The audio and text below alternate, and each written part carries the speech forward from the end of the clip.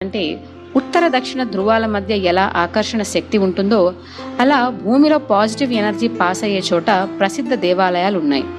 అందుకే అలాంటి గుళ్ళలో అడుగు పెట్టగానే తనువు మనసు ప్రశాంతత పొందుతాయి. దేవాలయ గర్భగృహంలో ఉత్కృష్టమైన ఆకర్షణ తరంగాలు కేంద్రీకృతమైన చోట మూల విరాట్టును నిలిపిన ప్రదేశంలో వేద మంత్రాలు రాసిన తామ్రపత్రాన్ని నిక్షిప్తం చేసి ఉంచుతారు.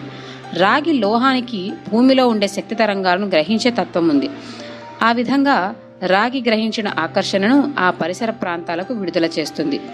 అందువల్ల రోజు గుడికి వెళ్లి మూల విరాట్టు ఉన్న గర్భగుడి చుట్టూ ప్రదక్షిణ చేసే అలవాటు ఉన్నవారికి ఆ తరంగాలు సోకి అవి శరీరంలోకి ప్రవహిస్తాయి.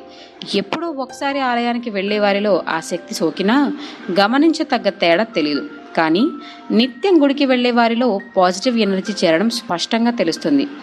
ఇకపోతే గర్భగుడి 3 వైపులా పూర్తిగా మూసి ఉండి ఒకవైపు